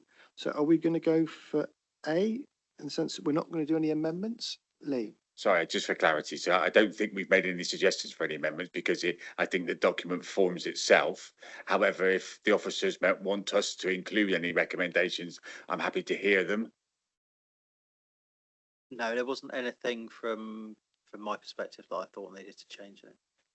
I'd spoken to Stuart when I was doing the report, so we know there was a couple of minor amendments that we did. Sorry, Chair, just a quick point. I'm conscious that it was indicated that the document will also be going to scrutiny. I think Mr. Coles is.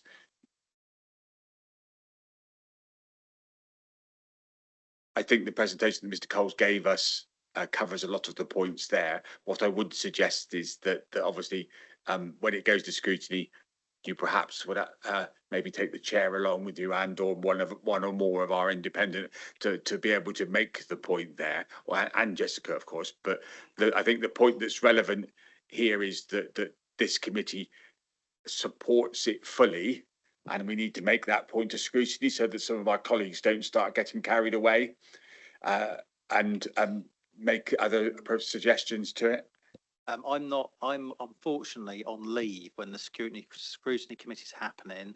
I did see if they could move it to a different agenda, but then I don't think it then doesn't fit with the executive timetable. So my manager, Sarah Dowden, is going to go and present the presentation. I've sent her the report and I've sort of run her through it. So she will present that as scrutiny.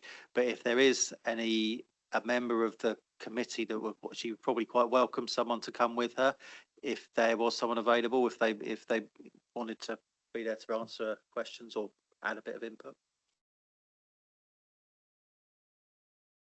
So I'm happy to propose option A, as in we accept it as written, but what we need to, well, I would suggest that I would ask then, Chair, that perhaps you ask our wonderful clerk to make sure that our debate is reflected in a note that can be attached to that, basically saying, we agree, please agree with us, thank you.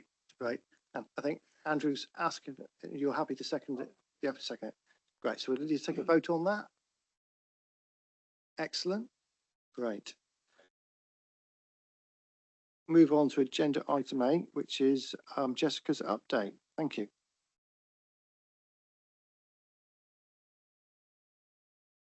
I'm going to probably make this brief, which will be a real novelty for most, because a lot of it has been covered. I'm just going to really do it to give you a bit of a flavour of, I suppose, from an operational point of view, what's been going on in each of the harbours. I'm not going to, we'll start with Bridgewater Docks. We have started having some sort of consultation as a sort of a key stakeholder, because obviously anything that happens in the docks will have an impact if anything goes wrong into the River Parrett / the Port of Bridgewater. So there is a beginnings of engagement and understanding about why there may be some concerns from our perspective about what they're potentially proposing, but equally as well that we do have some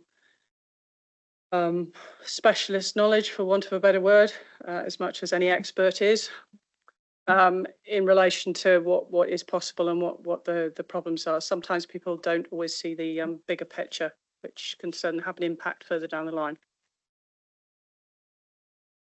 What else do we have? Oh yes, right. So Port of Bridgewater. Obviously, we've had an increased uplift with the EDF work. So we manage that fairly well. We do have casual / resilience pilots. That's to cover the two pilots, myself and the senior pilot, who are there in case we fall off our perches, so that the operations can carry on and continue. That seems to go without too much excitement these days. We're getting positively old hand at it. We're working we've been working with EDF and with the local clubs in relation to certain aspects and operations within the Port of Bridgewater, and that includes the Sturt water wetlands marshes. There have been some issues that have come up in relation to speedboats and where they can or can't go. In that respect, there's a lot more communication and better understanding about how the port sits for other external bodies. So they do tend to come and work with us, as well as looking for advice, so that we get a better community kind of overall understanding of people we're not trying to spoil their fun. We're just trying to take into accommodation all the users of each port. So we're also working with, or speaking with considerably, the Burnham Sea Sailing Club and Motorboat, because obviously they have the pontoons that our vessel sits on, that the Sea Sprite sits on. Your sort of what is now a £1 million asset sitting there on the side of a mud bank. We are having some quite constructive dialogue about how to improve the mud issues in the Brew. It has become more aggressive in the last 2 or 3 years. All right. Sorry, Miss Yacht Bluebell, I'll have to speak with you in a minute. So we're very strongly trying to work with all the local communities and the local users, so that from an economic point of view, we're not just trying to do it on our own, because obviously ports are expensive. You put marine in front of anything, the cost goes up. You can do that for paint and it goes up. It's a good way of going. So we're working with them to see how, because they're looking to do some dredging as well.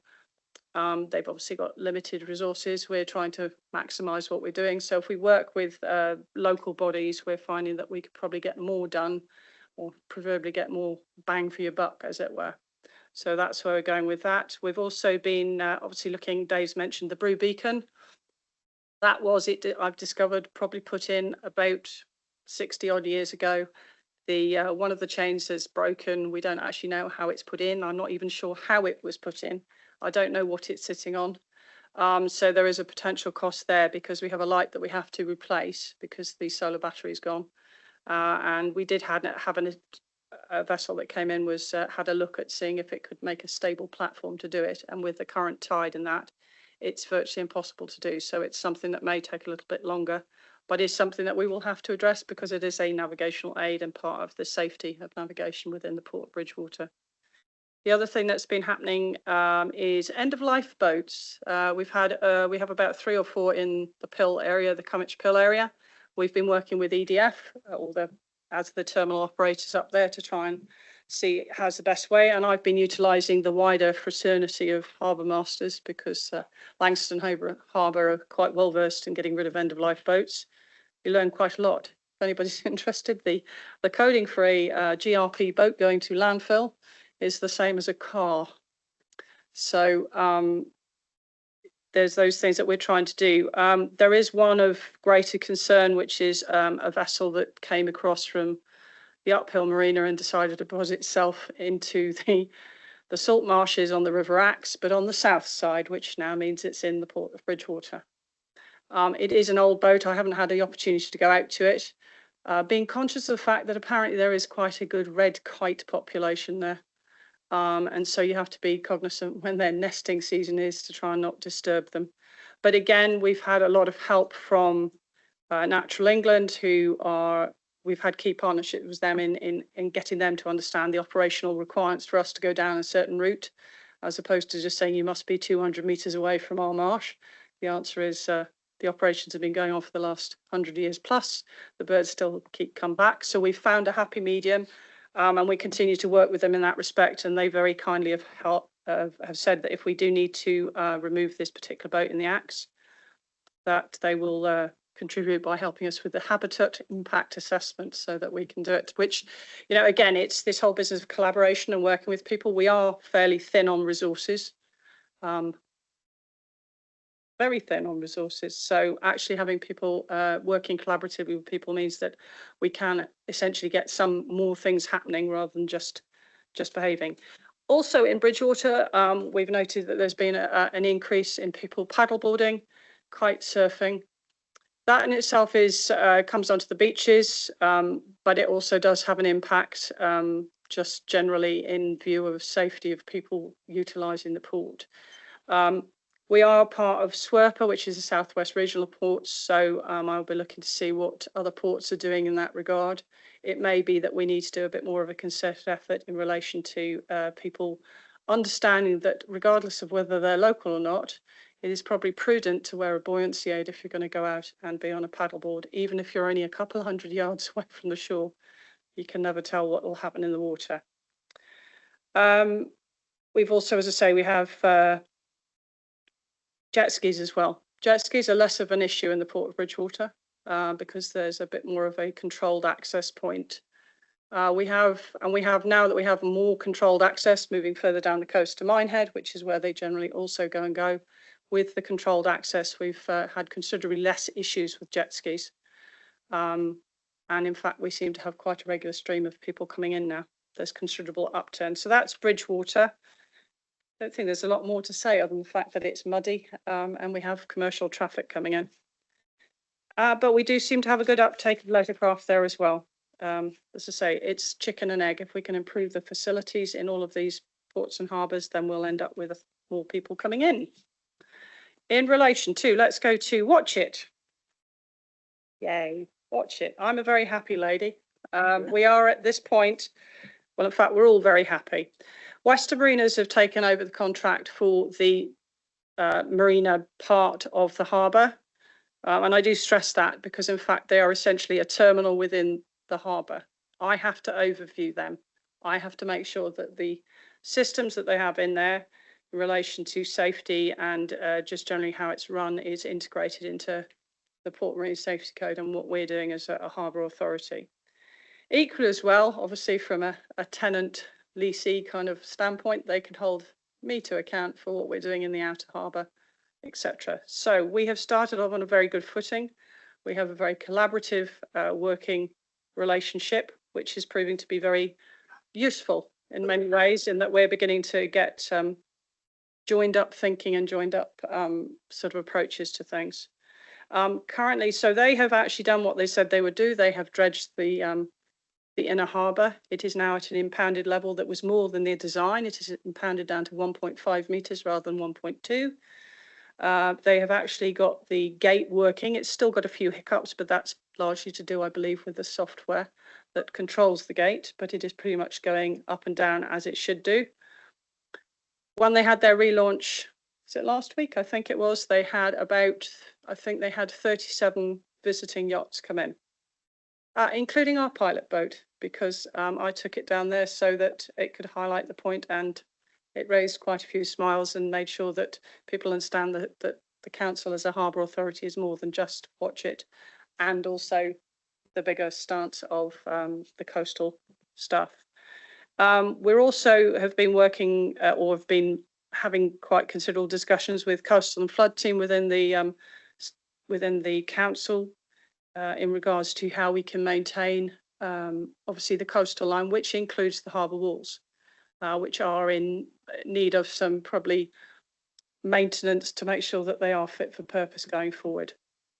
So we're looking at all the time at trying to find ways of making it economic in what we're doing, because obviously the key thing here is that until we can make a sustainable income, we are always going to be slightly looking over our shoulders about what we can and can't do. But it's about trying to get those key structures in place for the future. So it may be a little costly in the next couple of years, but it will then hopefully, with the residual maintenance that goes on for these types of things. The outer harbour is, as we speak, being dredged. It started on the 24th. It is due to carry on until the 30th, so that's 7 days of dredging. It is having the most incredible impact on the outside. So I'm very hopeful that that will have a considerable effect just for the inner harbour as well as the outer harbour. And we'll then have to look at how we continue forward in relation to a sort of maintenance dredge regime. And it may be that the plough dredging that we're doing at the moment may be required perhaps every couple of years to try and do it if we can put some sort of regime in. I have been talking with somebody that the marina used, and he's a dredging specialist, and he doesn't mind having a chat. Doesn't cost me anything except a bit of time and a cup of coffee. So that works out quite well. The Sea Scouts have obviously just reopened, and hopefully that will, with their new improved premises. We are having some problems both in Watchet and in Minehead in relation to the local youth generally. I say generally, sometimes it is visiting, but in the main it appears to be the local youth who, as we all did, and I have, you know, I hold my hat up, I've done it, jump off the pier end. We do have signage up there.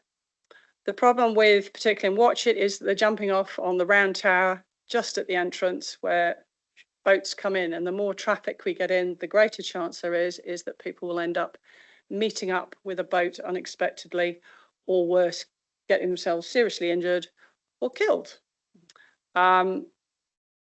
We're trying to do a softly. I'm looking to potentially, probably hopefully work with the communications team and see if we can get something out as a harbour authority to just highlight it. We've also been speaking with the RNLI, who will also be sort of assisting in that department. It is not about spoiling people's fun. It's just about making sure that it's safe for all users, because if somebody ran over somebody, whether it's an adult or a child, they're going to be as traumatized as the family of the person who's perhaps been involved in it. We have a similar issue across Watchet entrance in relation to fishing lines and them getting wrapped up with vessels coming in. That is a danger to navigation. We do have bylaws. The biggest problem that we have at the moment is the ability to enforce any of this. And this is where we're coming into the realms of the harbour revision orders that really needs to happen as a priority. This is where we come into what is assets, which we'd already highlighted. So much of it is already sort of the groundwork's being laid. So Watchet is looking positive. There is a completely different feel. The Watchet Harbour Advisory Committee, I think, are feeling much more positive. There's better dialogue. I would suggest you go down and have a thing. The vibe around there is completely different from 6 months to a year ago. It's a complete turnaround. So it's very gratifying that people are beginning to realise that we're there to help. We're not just sitting on our hands doing nothing, despite the fact that we don't have a huge amount of money. People are much more willing to understand that aspect when they feel that they're being heard if there are issues. As you will have noticed, I get quite regular phone calls from people either highlighting something or looking for information. Yes, it interrupts, but it costs me nothing but time, but it makes a lot of difference to how they view the Harbour Authority in the main, so therefore the council has in that capacity. So Minehead. Minehead is its own uniqueness, shall I put it that way. Minehead is essentially leisure and some commercial some commercial fishermen, and obviously there's the commercial rod and line. We have we had started, and we're now utilising the expertise of some external parties that have been offered to us in relation to looking at grants, fast grants and improvement grants to assist the fishermen in perhaps having better facilities there. But that will in itself also assist the harbour in improving its safety structure and stuff. We've also been having conversations with the conservation people in relation to certain things that we're doing, such as improving the barrier at the top of the slipway, which has proved fruitful because, yeah, the chain is going to be changed into something that is similar to the one at Minehead, so it will look better, it will work, or watch it rather, and it will get my head in gear, and then it will also mean that it's I think it may cause less.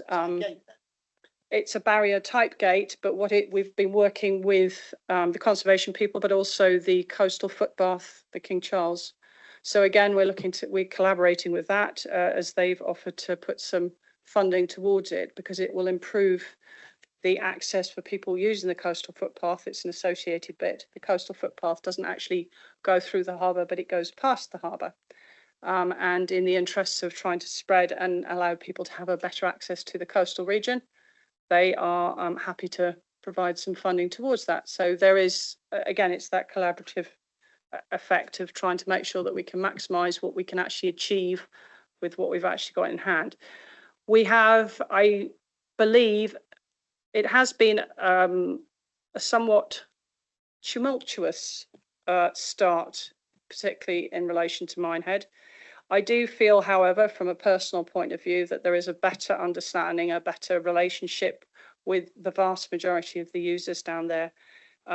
We have a lot less friction in relation to how we're operating it and why we're doing it. There is a lot more constructive dialogue with users.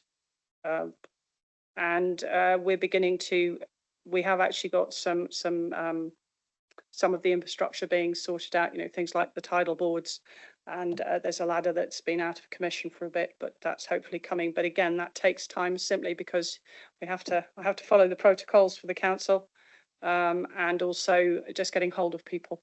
If it's something like Cornish, I'm sure there's an equivalent in Somerset. It's always directly, so you usually end up having to go to people quite often to get the answer that you want.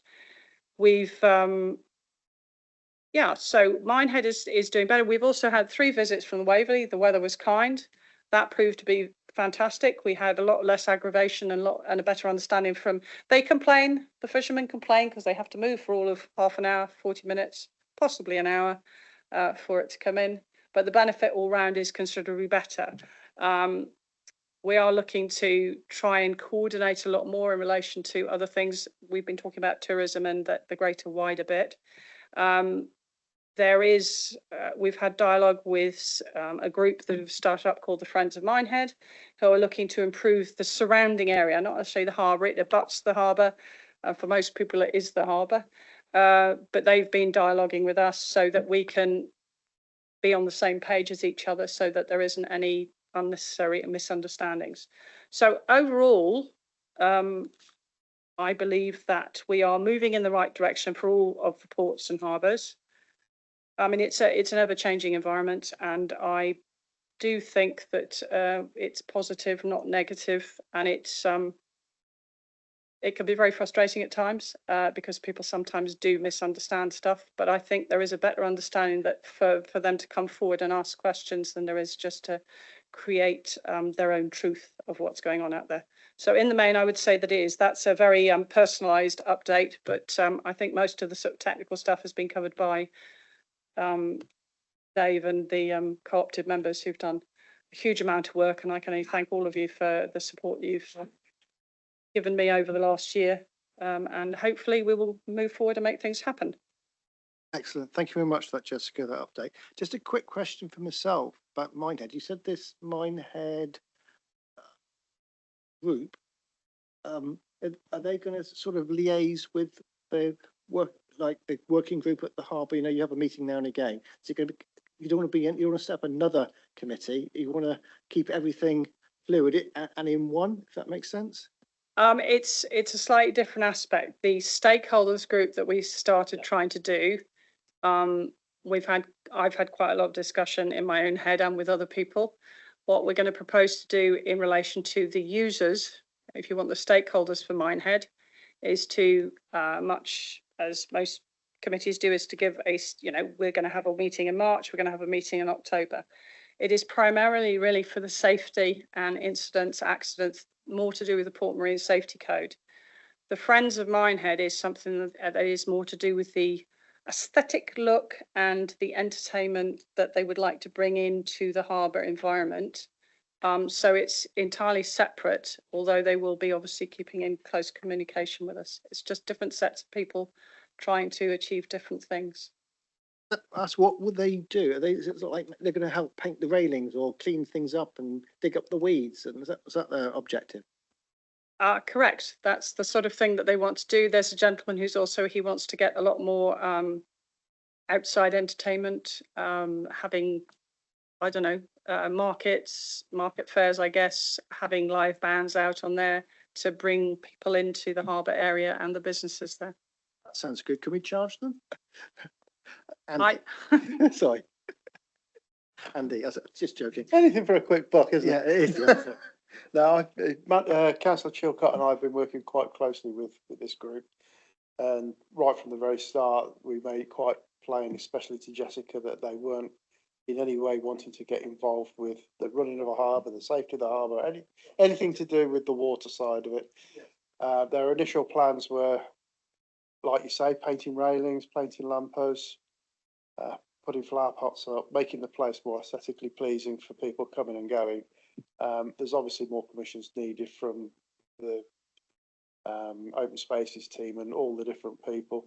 I know that they've got one or two other things that have crept in now, but it's nothing to do with the harbour whatsoever. But that's something that I'll have to manage with the town council rather than Somerset Council at the moment, I think. But as far as this group's concerned, I don't think at this stage they would become a stakeholder on a committee as the sort that you're looking at. They're not looking to, not the boat owners. They're just want to make the place look pretty. Yeah. Yeah, I would say it's very positive. It's getting that line between what's operational and safety aspects and what is aesthetics and pleasing and nice to do. Bring in Neil. We've had some pretty bad PR, bad press with regard to some of the North Coast harbours over the last year. Does your more positive outlook, will it lead to any opportunities for a PR event to boost our recognition? I would like to hope so. I suppose some of that will come down to me and if I manage to get it to the comms team. And sometimes I'm afraid that is a fallout of trying to keep on top of the operational stuff. It is something I want to do because the Waverley is a good success story. The Friends of Minehead is a nice thing to do. The Western Marinas, with the opening of it, they've been very gracious enough to send us what was there in relation to our contribution to where they've got to, as much as so it's a very mutual thing. So the answer is yes, we would like to be able to get that. Dave has given me a name of somebody, and it's just a question of me sending pictures across and trying to get on top of it. I was going to say we've got a dedicated comms officer for, I suppose it's Chris Hall's area. I mean, that covers a huge area of Communities, isn't it? Yeah, so if there is anything, then I mean, I can circulate that pass you those details if you want, Andy, in case there's anything members want to try and I don't know how the protocol works in terms of whether members are allowed to issue press releases or stuff like that. It's the executive members who do the press release, Yeah. so it will come under Federica Yeah. for our area. Yeah. yeah, so it'll come under I, but it'd be good to see what's coming out. Yeah, If you yeah. can give us something beforehand, maybe, especially like Andrew, who knows the area quite well, might be able to add some more context to it. Yeah. Which could be helpful. Yeah, that's good, yeah. Oh, good. Yeah. Neil. So can we push the council's communications team to actually do something? I'll leave that with Jessica then. Sorry, I would say yes. It is a question of me getting techie and flinging some pictures across them and saying, and giving them a quick praise sheet, because there'll be very little context unless we actually put it there. That's what they always need is content. So we have to give them enough stuff to write an article. They're quite good at that, but they just need the basic raw bones. So I've got so much stuff they could write War and Peace. So we're good to go. So I think the problem, I don't know, Neil, you're on about the problem we had, I had Harbour before, but I think now we've settled the fees and charges. I think that's gone, if I say gone to bed now, so hopefully that won't resurrect its head. Thank you.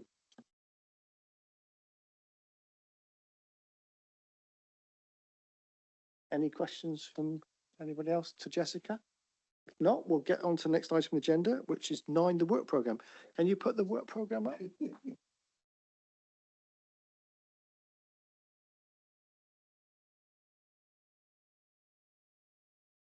That's okay. We've gone over a bit over time today, even though we've had one item off. So thank you very much for coming today, Lee. Yeah. Yeah.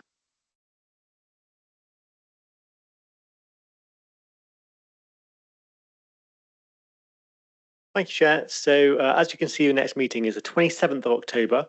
I've popped on there the Bridgewater Docks update. Obviously didn't happen today, so that's bumped forward, and a fees and charges report, although I believe I saw an email saying that that might have to be brought forward because there's a change in when the new finance director wants it to come in, but Dave can.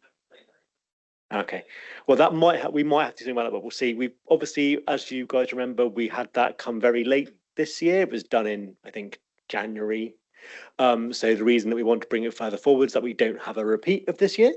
What I would ask of the committee, obviously, we're fairly new committee in regards to our work and what we want to do. So if you would like to think of stakeholders or people that you'd like to come and do regular updates, such as from Bridgewater Docks, for example, liaise with Andy as chair and Jessica, and we can put sort of standing items going forward, because obviously we meet quarterly. So you might have somebody that comes from Bridgewater Docks, for example, or from Minehead that comes every time just to give an update, so that it doesn't just become, as lovely as it is to listen to Jess, to come from Jess talking. You have somebody from the actual item. So we are a bit low in items going forward, but that is for the committee to decide between you guys about who wants coming forward. I can start putting them in the items. So yeah, we can start populating things. Doesn't have to be done now. It can be an email exchange after the meeting, but just have a think about what you want to come forward, and speak to Jessica, Andy, and myself, and we can start that moving forward. Okay, does anyone have any questions at all? Is that, no? No? Okay, well, at that point then I'll close the meeting and thank everyone for their attendance today. Thank you.